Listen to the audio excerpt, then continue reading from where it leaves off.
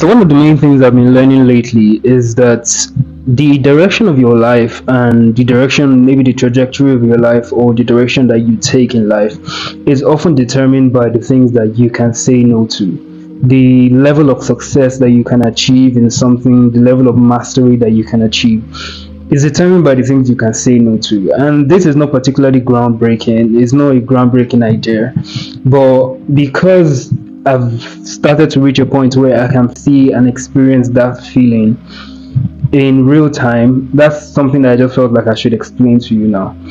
So I think lately, or actually yesterday, before recording this video, I was having like this whole feeling of, okay, I wanted to start up my clothing brand or restart my clothing brand and maybe put things out there, make this awesome collection that is going to be groundbreaking. And I really had a very good idea as to what I wanted to do and how good I wanted it to look, how well I wanted it to come out and everything.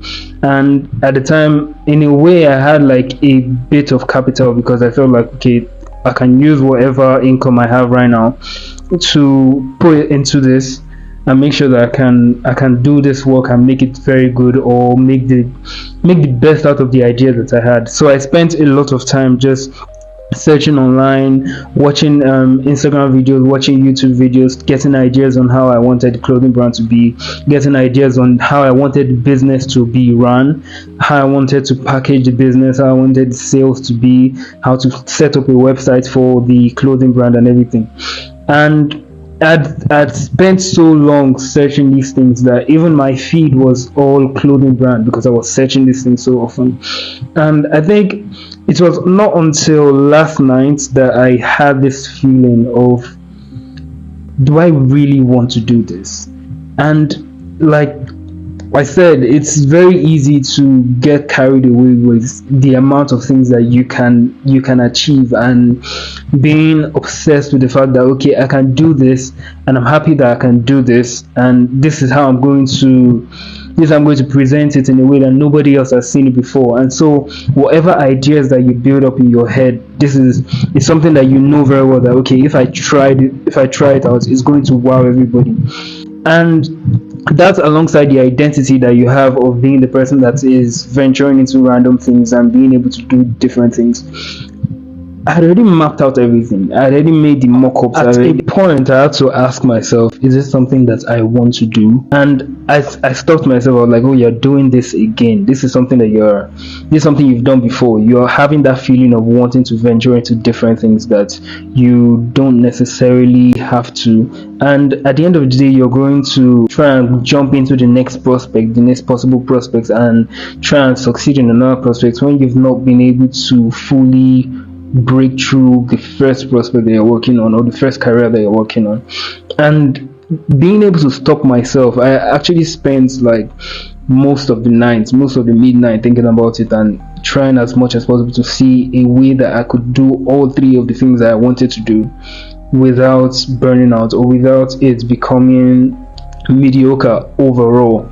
And at some point I just had to realize, like, yo, this is one of those things that you have to say no to, even when you know very well that saying yes to it might actually be groundbreaking for you. Saying yes to it might actually be the best idea that you ever had, but you still have to say no to this particular one.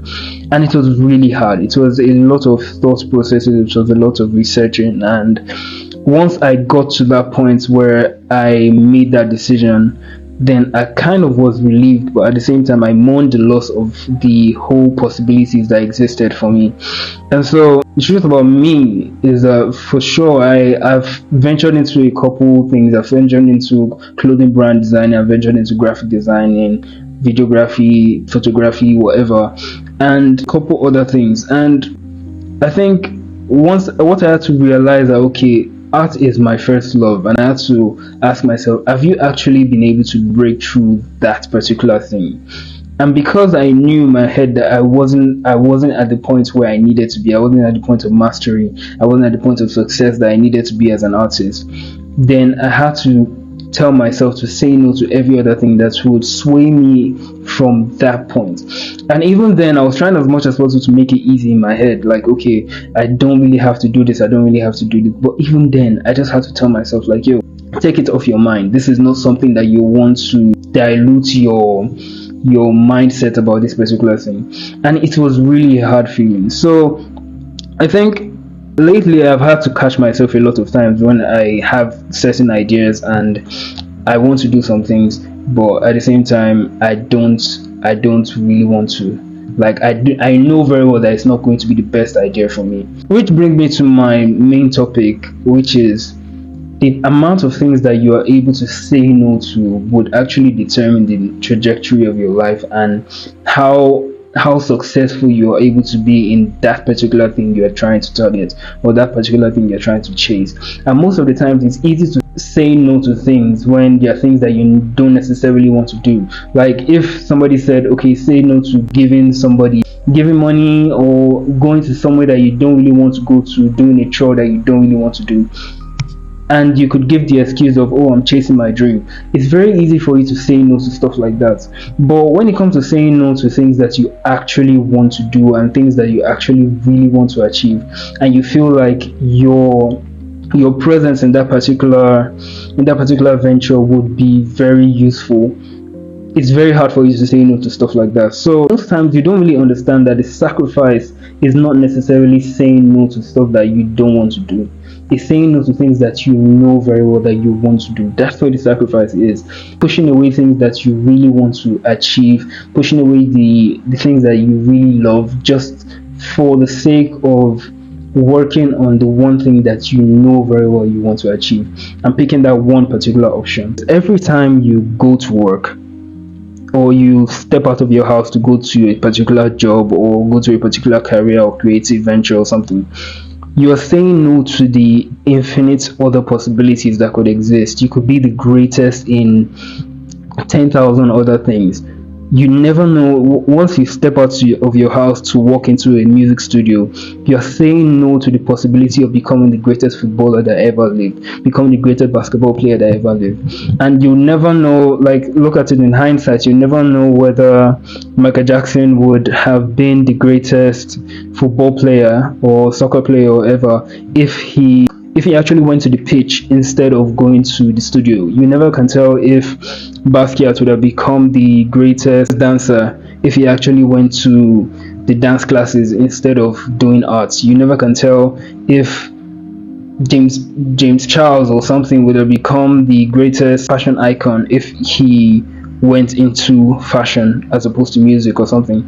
So those are the things that you think about, and most times you don't really care about those things because these people have already achieved everything and you're mainly looking at it in retrospect or in hindsight and being like, okay, whether or not he could have achieved all those things, he achieved this particular thing, and so I'm happy for him. But when it comes to our own particular lives, it's very hard for us to think in that sense because we're actually living those experiences and we're living in that current state of not really being assured as to whether or not we're going to achieve the things that we want to achieve. So it's more or less a case of I can't really put all my eggs in one basket. I have to spread my eggs across every basket in order for me to increase the chances that I'm going to get one at least. And so that's mainly what we end up doing. We put our hands into different ventures. We try as much as possible to do different things in order for us to get to a point where, okay, if at a random day anything worked, it would work in our favor, whether or not it was this or this, whether it was in fashion, whether it was in music, whether it was in art, whether it was in businesses or anything or marketing. It would work in our favor because we've spread our eggs across every basket and one of them has to work out. So I'm going to tell you this story about my personal life or something that happened to me when I was relatively younger. So at a point when I was in my senior secondary school, that's like SS1, I got to finish junior secondary, I got to SS1, and I was decent at maths, but I wasn't like extremely good, and I really didn't enjoy it. But I think it got a lot worse when I got to senior secondary school and I started seeing like the more intense type of maths. And then there was another subject that came up, which was further maths, and that was the first time I was seeing it, and that was the first time I had to do anything that concerned further maths or anything. And as soon as I saw it, I knew I did not like it. I wasn't really enjoying it. I didn't really want to do it as much. So it got to a point where we had a test, a midterm test or something, and I remember not reading for that test at all. I didn't even open my book. I just felt like, okay, I'm just going to go there and pick whatever answer is there and write whatever or copy somebody or whatever it is. So once I got into the exam hall or got into the test hall and I started writing or I saw the questions, my jaw dropped. I was really overwhelmed by the questions that they were asking because I couldn't really answer a single question. Like, I didn't really understand all the questions or anything. And they were like the objective question, which is like the multiple choices question, and then the theory question, which is the one that you have to solve the answer and show workings. So that was something that, as soon as I knew I wasn't going to answer anything in the theory, because I didn't understand, I didn't know the formulas, I didn't know anything, so I knew I wasn't going to answer that. But I wanted to focus mainly on the objective questions, and what I chose to do was to spread my eggs across different baskets and just like go A B C C B D E F E or whatever, all those things, and I was just writing everything.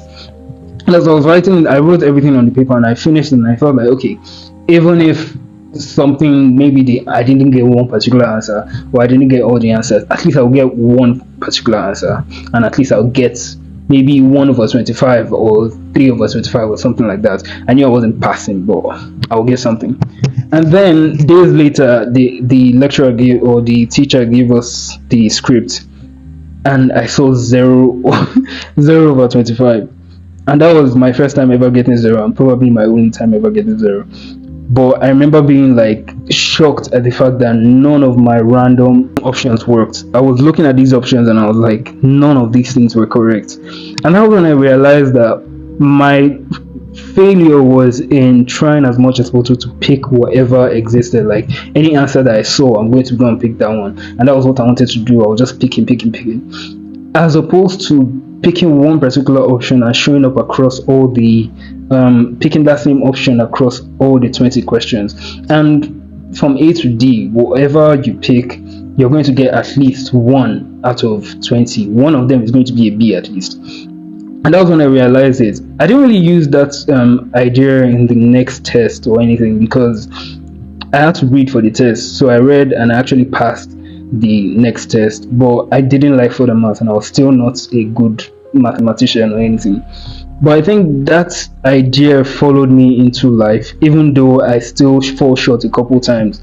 Like, there are days when I still don't do as well. I still try as much as possible to focus on different things at the same time. But it's always in my head, and I always remember that thing. I always remember that point where I learned that you don't really have to put your eggs in every basket. So when I try to represent it in my life, I realize that, okay, the multiple options, that's the A to B, C, D, were a representation of the multiple careers or the multiple life paths that I could go on. And the amount of questions, which is like the 20 questions, was representative of the amount of days that I needed to step out and answer life challenges or face life challenges or answer the questions that life is posing at us or posing at me in particular. And once I realized that, I was like, okay, you might choose to come in with 10 different careers and try as much as possible to see, okay, if one of them works, then that's what you're going to focus on. But just do 10 and focus on all of them a little bit, and life is going to show you one. And that works for some people. If you do random things at the same time, it might as well work. But I think one of the problems is that you're increasing the odds, or I don't know whether it's the odds, but you're increasing the amount of permutations that is required for you to achieve what you're supposed to achieve, as opposed to coming in and showing up with just that one answer. Just coming up, you're giving answer A every single day, and then at a certain point you realize, like, oh, I got this particular answer, or life, your answer kind of matches the question that life is giving you. And by the time that the answer comes up or the question comes up, number one, it comes sooner because you're showing up with the same answer every day. So one way or the other, one question is going to ask a question, like ask for your answer. And number two is that by the time that life asks you the question that you need to answer, you've given that particular option so many times that you become a master at answering that particular question. So if you show up every day as an artist, even in days where they need a musician, you show up as an artist. They need an actor, you show up as an artist. They need this, you show up as an artist. You're an artist, and everybody knows that. There will be a day when life is asking for an artist, and by the time life asks for that, you would have mastered, or you would have become such a master of being an artist, that the answer that you would give for that opportunity would be so great and so like important and so useful that nobody can really take that away from you anymore. And so that was something that I learned. So spreading your eggs across all the baskets might be useful, but at the same time, in a sense, you tend to have to calm yourself down and say, okay, this is what I want to show up with every day. And that's something I had to make up my mind to do even yesterday, when I was thinking of, okay, I want to do this fashion brand stuff, and I want to do this and I want to do that. And I had to calm myself, and I had to mourn the loss of the idea that I had in respect of the option that I already made in my head, and the decision I already made in my head to be this particular person. And so that's for me, but I feel like that's something that might be useful to any other person that is trying to venture into something and saying, okay, obviously you might want to have an option B, but sometimes that option B can be a detriment to the growth of your option A, because once you know that you always have something to fall back on, or once you know that your eggs are spread across different baskets, you don't really put so much care into any particular basket. But when you know that you only have this one basket and this is where all your eggs are, the way you carry it is different, the way you market it is different, the way you hold on to it, the way you care for it, everything is just different in the way you work with it. And yeah, there is a lot of possibilities of loss, but the risk to reward is always greater when you are able to tell yourself, this is all I have to do and this is what I need in order to achieve greatness, and I'm going to show up with this answer every day to answer the question that life is going to pose at me every single day. So that's one of the main things I'm learning lately. But I think there is also a question of, okay, in terms of one thing that stops me from chasing those dreams, or chasing one particular dream as opposed to many, is believing that that particular dream that they've chosen is the best across all the dreams that they could have chosen ever. And for some reason, you really can't know exactly what's that particular option is, or that particular life path is, that is the best amongst all the life paths that you could have gone for. But I think the easiest way to know that is to ask yourself a couple questions, and that's the question that I'm going to put in the next video. So make sure to watch the next video that's coming up, and I'm going to explain better as to how to target and choose the particular path that you're going to go for in order to show up every day and not really regret showing up every day with that particular answer. Thank you very much for listening. I'm here for ID. Make sure to like and subscribe to this channel if you like the conversations we're having, and share this video to whoever you think needs this particular topic or needs this particular conversation. Thank you very much for listening again. Peace.